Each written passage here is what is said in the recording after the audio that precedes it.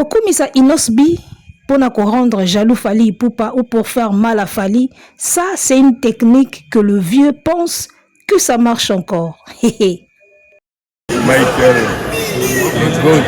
Michael, the one and only. Oza motema mabe, olingaka progrès ya ba petite. Tala eti ngana yo na studio to fandi to calculer mbongo ya Fally.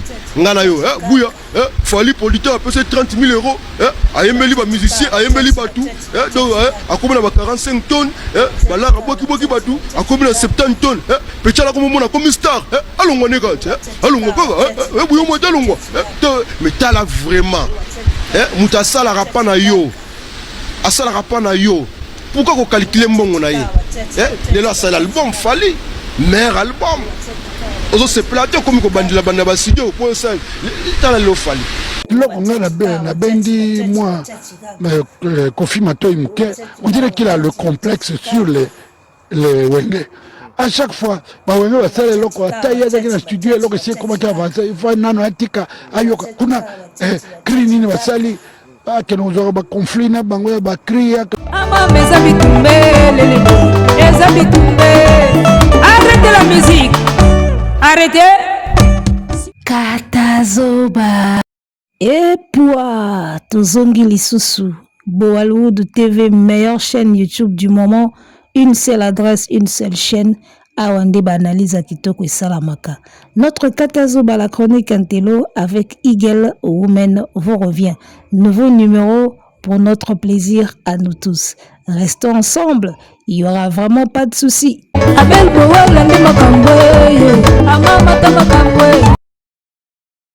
Ascensé Inosbi pour essayer de rendre jaloux Fally Ipupa. C'est une technique que notre vieux pense que ça peut marcher ou ça marche encore. Et c'est si la kala. Technique, voilà, c'est si la ngala kala tongo. Et alors, moi je dirais que Pota Oyo Fally Ipupa azoki sa vieux naïe en quittant le quartier latin, c'est une plaie qui ne guérira jamais. Chaque fois, chaque saison, chaque année, tout le monde a kaka. Symptômes ya ba pota wana to mona ango kaka. Alors, j'espère que vous avez vu les premières vidéos que je vous ai mis au début de l'émission. Vidéo ya liboso, vena biso zokumisa Inosbi abi Michael Jackson na biso tuye. Biso tu Michael na biso ye. Deuxième vidéo Bouya Mayola. J'espère que batu bayebiye. Et je crois que Oba Bwakaka na Nzembo Kofi Bouya Mayola ya Gisele Lutumba Pati Mubenga O Lola Dindo Yogo Lola Mwana Bwakaka, j'espère qu'ils aillent. Deuxième vidéo Bouya Mayola lobi olingi avancement ya ba petite oza mutema mabe. Bouya lobi to vanda na vie na studio bazo calculer mbongo wa Fally. Mbongo Fally azui na album. Batu bapesi ba mbongo ayemba bango producteur apesi autant boye. Abi petit wana komi millionnaire alongwani kakati. Siko Fally asali album à l'époque ezaki droit chemin. Fally asali album alobi ve akomo bandila ba studio. Voilà nde eloko retenir nga. Fally abimisi album va komo bandila ba studio. Alors, troisième vidéo na selibino ya Papa Taboulay, Seigneur Lay l'icône. Alobi, on dirait que il a le complexe sur les Wenge. À chaque fois que va Wenge va kobimise loko, il faut zonga studio même si Nzembo komaki fin prêt, il faut zonga bandela ayo kakuna ba boaki nini po yepe boaki loko moko boy. Tu vois un peu? Alors, deux personnes déjà va confirmer loko moko. Moi je pense que ils a douté que ils a pena comportement ya vena biso songa mbeli. Alors, Omoni, la plaie que Fally a laissé na mutema Kofi en le quittant et guérir te. Yang tozo mona ba symptômes nango. Venabiso c'est un complexe. Il faut tout le bas makamdingue appeler un chat. Venabiso c'est un complexe de tous les temps. Je me rappelle même Nzembo moko Félix Oazé kwa moku a bongo monstre a Yembaka. Complexe yoza. Osombi motuka na yo moko komi sao complexe yoza. époque wana bazoyokana te ya mabe ayembelaka yango ye. Tu vois le complexe là. Le vieux, c'est quelqu'un qui connaît son boulot. Il sait faire son boulot, il maîtrise son art, il a tout ce qu'il a, il a les atouts, tu vois. Mais quelque part, azalaka na mwa frustration moko boye soki amoni ba jeune bao cartonné. Vieux azalaka na mwa frustration moko soki amoni ba jeune bazo cartonné. Époque ba wenge bayaka. Papa Taboulé alobi yango, on dirait qu'il a le complexe sur les wenge. Donc bango soki wenge abimisi eloko ye fa zonga na waki bandela studio. Soki babwaka ki kuna etutana ye pe abwaka etutana.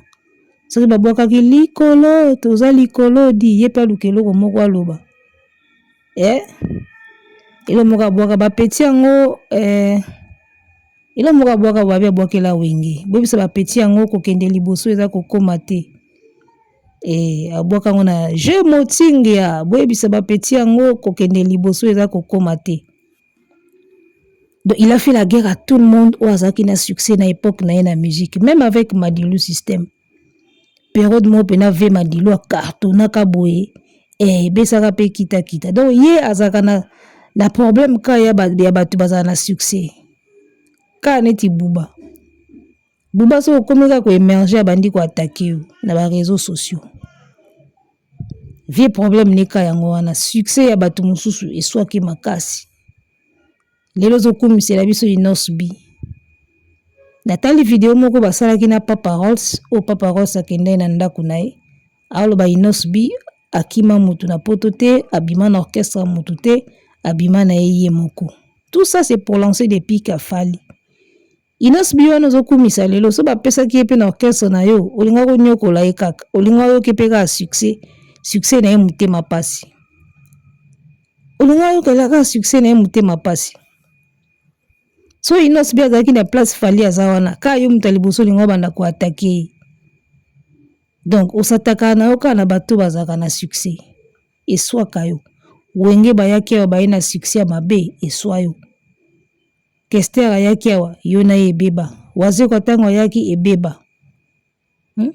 Na yo na Fali kutu koloba te benda bika. Yo are na wana ka bete memela ye makambo. Donc vena biso za complexé à premier degré. A complexer ka bato bazo reni fort. Et puis alingaka te mutu moko ya a reni moi trop à boto les places. Peur na ye ezalaka yango na la seule crainte na ye ezalaki ka wana ke bato moko ba ya ba boto les places balongola ye. Toute sa carrière, il a vécu na peur wana ya ko perdre place ya likolo. Mais malheureusement, destin pende sala makambo nango et Fali le loi détrôner yo. Aujourd'hui Fali t'a détrôné. Dans la musique na biso place oyo bandaki ko occuper ya international, ya légende ya nini, c'est Fali qui le prend maintenant. Na ba titre belé, na ba trophée belé, ba sala minene belé. Donc biloko tout o vient na biso gangela na carrière Fali asali yango. Vient na biso azaki soka sali lo moko boy, aye ko mikomisa. Abeti Bercy amikumisa. Azwa Kora amikumisa. Abeta banini amikumisa. Asala balbum amikumisa. Fali pe aye kaka sur le même chemin que toi. A Congoli ba trophée, a Congoli ba salle. A Congoli biloko belé ka oyo mikumisa nango. Donc pasi na yo douleur na yo evanda ka wana. Fali poupa laksi biso manoir na ye. Tout le monde a regardé pas parole ça kiti Kinshasa abando filmer ndako. Oh. Na habité musicien mobimba asala guerre na génération nyonso. Asala guerre na génération nyonso. Tina bébé Chanda. Asala guerre na génération nyonso. Fali nde muta sukisi. So fali asukisaka yete alingaka sala su guerre na ba Gali Garvey na bano bazoya. Il a fait la guerre à tout le monde et à toutes les générations en musique. C'est pas normal, papa. C'est pas normal. Déjà, moutaosa la guerre na mwana ya boti. Bon, on a musique. C'est vraiment pas normal. Likambu ya jalousie oyo envers Fali nzoka makambo ebanda nango kala. Yo vanda na studio au calculera mbongo mutazui. Mais ça ne peut pas être pour des bonnes intentions. Attends que tu expliques en nini. Ça ne peut pas être dans des bonnes intentions. Ou vandi bozo bete ya muninga calcul.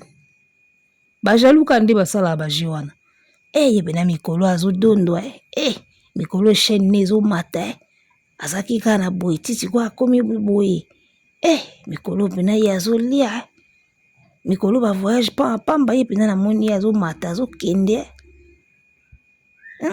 auto sala kopo wana azu boy asali su mususu akomi na boy auti su kozwa nini wana kuna bato ba calculaka bozu ya bato boy eza kaka ba jaloux pour muto azana jaloux aza jaloux te aza na temps même pas abanda ko calculaka mbongo ya mutu yaya ozo calculer ba entrée ya mutu ba pesi ye autant ba pesi ye boy akomi na boy noko ata yo moko nzoka yo banda na yo ko jalousie fali kala na ndenge pena systématique so totali bien musicien il fallait ayembela vie na ye vieux jaloux il fallait za ande fali.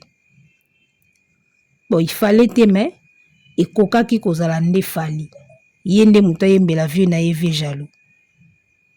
Parce que jalousie pena ya mutu na ye wane yebana omoni. Fallait koka pena ndi ko yembela pena nde vieux jaloux. Po ye pena ba preuve eza ya jalousie. Ba preuve ya jalousie eza. Ebiso oza mutema te. La vie. C'est facile pour comme jaloux, même il y a moi na bokoli.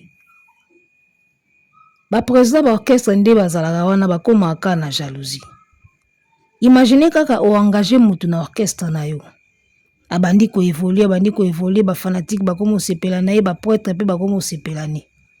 Na ba album boy bata mabanga bazoya pa na ye. Bata banini bazoya pa na ye. Azo mbonga mabanga na ye, azo mbonga ba cop na ye, azo mbonga ba makambu na ye, azo pemo ba pourcentage na ye ya disque. Soki artiste musicien naza mayele, abandi neti kotonga, abandi neti kosala mo ba investissement. Yo leader oyo o engagé ye na orchestre, so moni ke petit aza mayele, azo investir et komaka na jalousie. Et komaka na jalousie soko zo mona ke na ba musicien nyonso na bango o aza plus organisé. Akomi ko s'organiser, akomi ko sala ba investissement, akomi koma epesaka jalousie. En même temps epesaka frustration. Okomi mona ke ndenga komo koma patron boy, c'est ka linga longo orchestre, c'est ka ko sala album, c'est ka ko longa parce que komo koma déjà na ba moyen. Nde makambo nyonso ebanda wana. Kande buya mayola expliquer wana makambo nyonso ebandaka na ba jalousie mike wana. Ke petit wa koya obonga, petit wa komo obonga, petit wa komo mata. Comment yo mukolo kende kovanda calculera mbongo ya musicien ndingwana? Ba musicien defu ba calculera ba mbongo na yo ke vieux pena zwi mbongo boya sali boya kotsi mbongo boy a libérer bisote. Wana za makambo ba jeune ndi basala yango. Mais yo mukolo sikozo vanda calculera mbongo mwana muke. Est-ce que yo lekaki ye na est-ce que ye fali époque wana lekaki yo na ba bien? To lekaki yo na mbongo? Te. Mais ce que tu as calculé, c'est dangereux. Sikoyo, tu avais le complexe sur les Wenge, époque bazaki ensemble. Bakabwani, mutula mutake na ngambu na ye, bakomi ko cartonner chacun dans son coin. Okomi suka na complexe, na guerre, na ba Wenge wana nyoso mibali. Lelo, ekomi tu ya Fally Ipupa. Tango zolo baki nos bia bima na ndenge na ye akima mutute na poto ye azala na orchestre mutute en tout cas okumisa ya biso Fally okumisa Fally ayaki quartier latin na moment moko boye ya déclin boye yo moko okumisa ye aya pe asova orchestre apesa yango pe goût quartier latin ya ba Fally Ipupa ekoma pe na goût nango. Wana bana académie ba kimio ba Fally baye ba pesi susu quartier latin lengi bayemba ba chant ya danger ba bina danger ba tia ba voko ya danger ba Laurent Lorenzo esala yo bana batu baye bapesi énergie bapesi force déjà yo moko longola ka ye na talent latent transfert le plus cher osomba ye kosomba na mbongo Fally azalaki na ye na talent latent je ne pense pas que na yo na ye moto azalaki na besoin moninga beaucoup plus ezalaki yo à l'époque à l'époque ezalaki vraiment yo parce que Fally moi je pense que si Fally avait continué na talent latent balingai babima ndenge bawenge babima pe na epa mutu te bana wenge ka bazali bana bandal basangani basali makambo na bango baya bafrappa bakota pe na histoire bawenge bauta na orchestre mutu te talent latent elingaka ebima pe ndenge bawenge babima c'est-à-dire babima bango moko ka boye elingaka ezala bongo talent latent parce qu'à l'époque c'était encore possible bato moko balongwe na orchestre mutu te bayeka bacréer mouvement boye tout carton esimbi pe album esimbi banzembo esimbi à l'époque c'était encore possible mais lelo hey kouta pa mutu te bosangani ka groupe na bino bosali orchestre bobandi makambo yaya o bazouta kutu pa bato bazokoka te bongo bouta dans le néant c'est qu'il faut bozala makasi moko ya makasi makasi penza donc moi je pense que Fally soki ba continuer kana bango moko balingaka ba bima lokola wenge et bima yango moko sans bauta na ba orchestre bato et c'était ça aussi l'objectif je pense bien ti yo kenda kosomba Fally yo moko Fally atindaka oteke pesanga mbongo osombanga osomba Fally yo moko aya pe apporta pierre na ye na quartier latin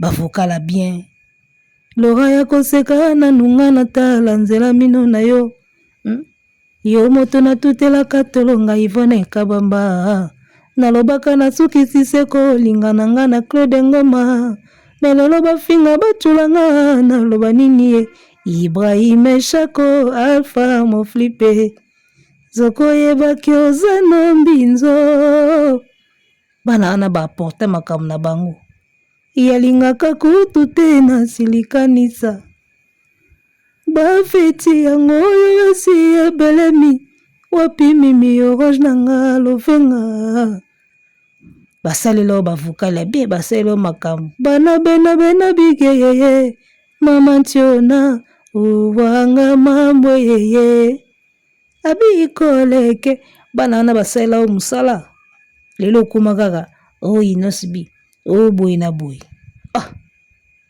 mais na ebisa okosila oyebi kosila succès soko oza makasi te ogere yango bien te okokoma lokola moto aliboma succès ezalaka elengi soki eza na yo gere yango bien soki mpe ekomi kosila yeba mpe kogere yango po soki ogere déjà soki ogere succès na yo mabe en étant na succès soki ogere yango mabe okozwa baproblème soki mpe kosila succès ogere yango mpe mabe okozwa mpe baproblème donc kozala na succès kosila succès eza baétape oyo il faut bien gérer ntango ozomata na succès ozomata il faut gérer yango bien ntango mpe okomi kokita kosila succès gérer yango bien ebele basupportaka kokita te surtout soki mutu azo remplacer yo azo succéder yo aza mutu moko boye etala kaka neti bafali siko okopete baplan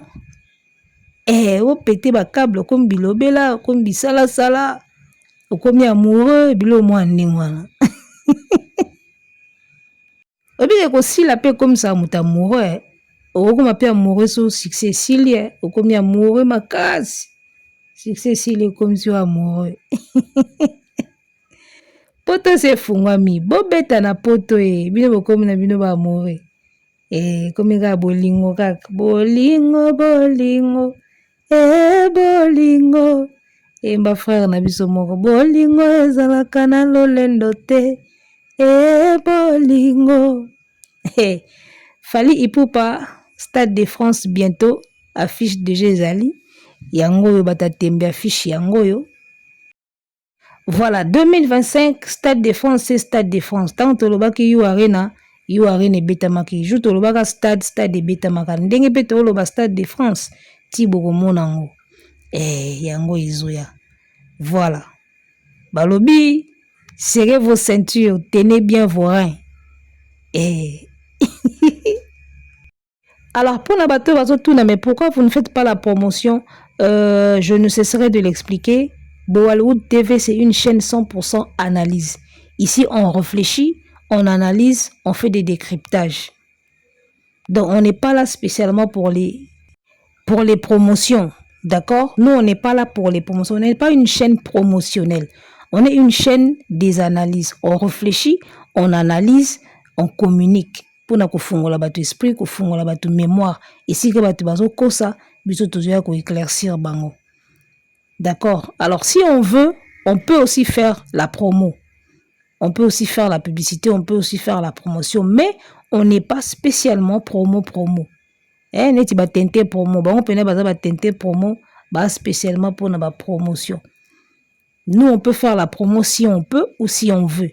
Mais on est là juste pour analyser les faits, analyser, parler des sujets, réfléchir, voilà. Échanger, voilà. Et ça pour na bon. Alors moi je pense que chaîne, azana idéologie, na philosophie, donc nous on est une chaîne analyse. C'est tout simplement pour ça. Donc voilà, je pense que c'est bon. Arrêtez la musique. Arrêtez quoi?